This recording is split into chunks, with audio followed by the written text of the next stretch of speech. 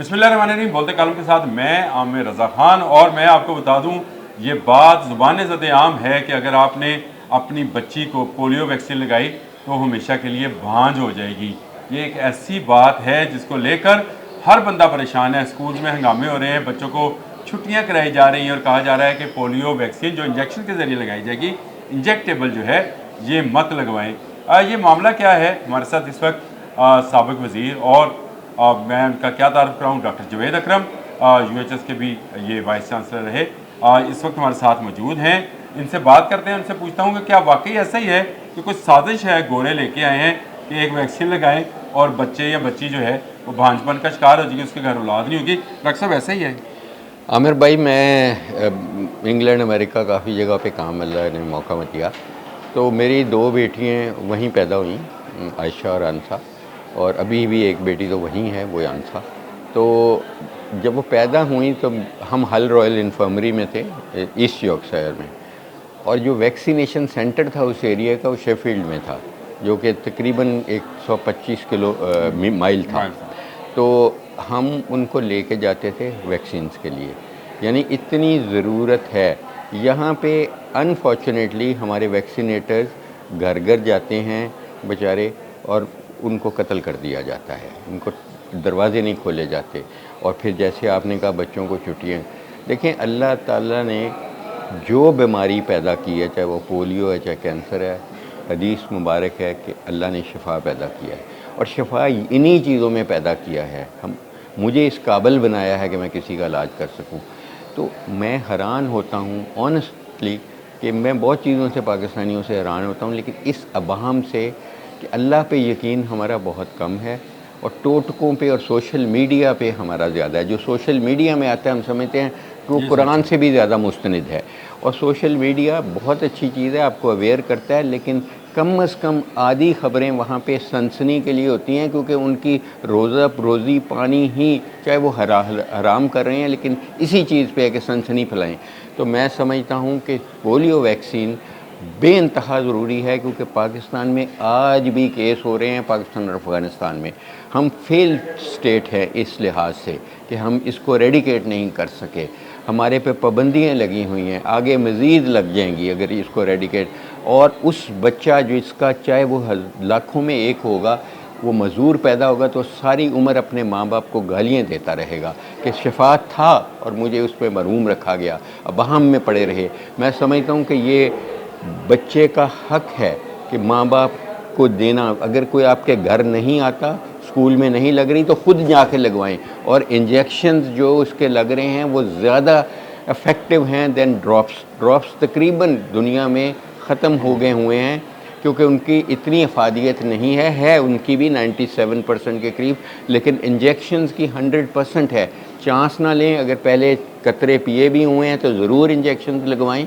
कोई हर्ज नहीं है, आपको 3 दफ़ा 6 दफ़ा कोई भी आप वैक्सीन लगाएंगे, अननेसेसरी भी लगाएंगे किसी चीज़ की, जो वैक्सीन आपके पास, आपके बच्चे के पास या आपके पास आती है हेपेटाइटिस बी की, तो वो कोई 12-13 साल का सफ़र तय करके आती है। आपके पास उस स्टेज में आती है जब जानवरों पे तजर्बा हो चुका होता है, इंसानों पे कंट्रोल्ड।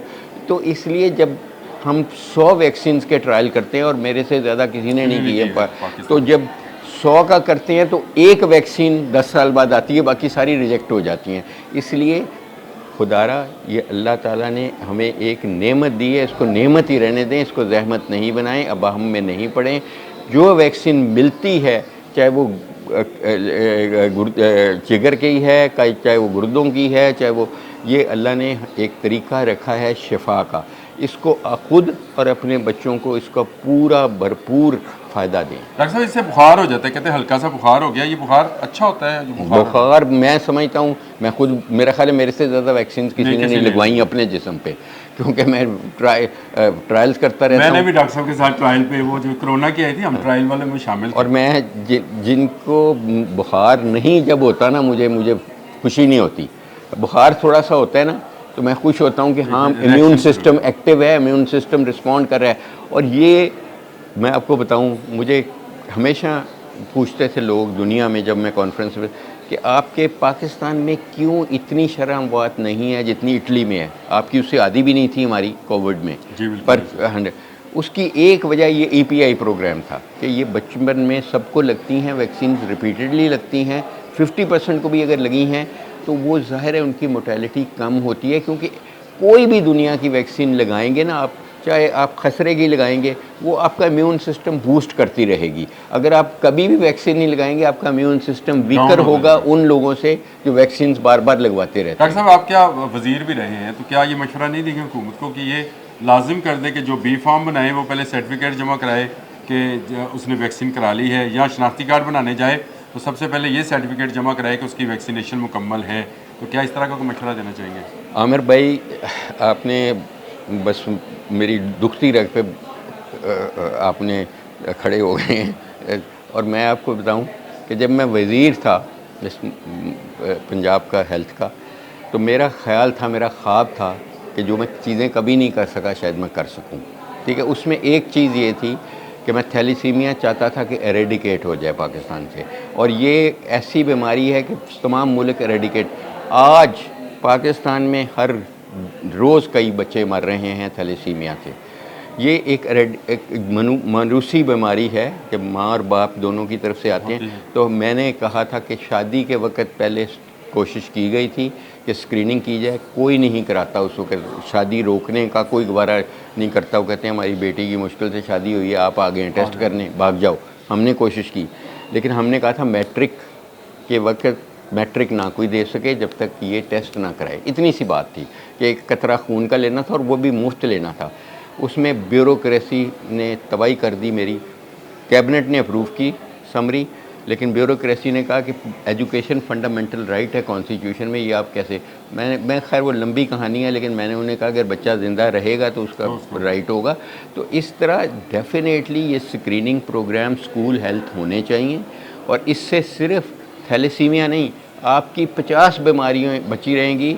और आप समझ लें कि आपका अगर वैक्सीनेशन आपकी, यानी हेपेटाइटिस बी की आप समझ लें कि हेपेटाइटिस बी से वन ऑफ द सबसे कॉमन कॉज है लिवर फेलियर का, और रोज़ हो रहे हैं। रोज़ को इस पाकिस्तान में 50 बंदे मर रहे हैं hepatitis and stage liver disease से।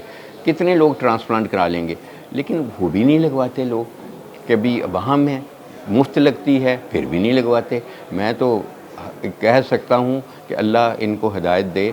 मैं और आप कह सकते हैं कि अल्लाह इनको हिदायत दे, हम हिदायत नहीं दे सकते, हिदायत अल्लाह ने देनी है। और नबी को भी अल्लाह ने नहीं पावर दी थी, तो हम तो उनकी जूतियों के खाक के बराबर नहीं हैं। तो इसलिए खुदारा अपने बच्चों को प्रोटेक्ट करें इन वैक्सीन से। बिल्कुल, मैं अपने बच्चों को पहला बंदा होता हूँ, पोतों को पोतियों को जा के वैक्सीन लगवाता हूँ। बिलीव मी, मैं हैरान होता हूँ कि लोग क्यों नहीं लगा रहे। जब वैक्सीन आपके पास आती है, बहुत रॉबस्ट मैकेनिज़्म से गुजरी होती है, और पाकिस्तान में वैक्सीन नहीं बनती। पाकिस्तान इस काबिल ही नहीं है कि बनाए। पाकिस्तान में एक बायोटेक्नोलॉजी प्लांट नहीं, हम दुनिया का तीसरा बड़ा मुल्क बनने जा रहे हैं, इंपोर्ट होती है। तो इसलिए इस वक्त ये अवेलेबल है तो ज़रूर लगाएं।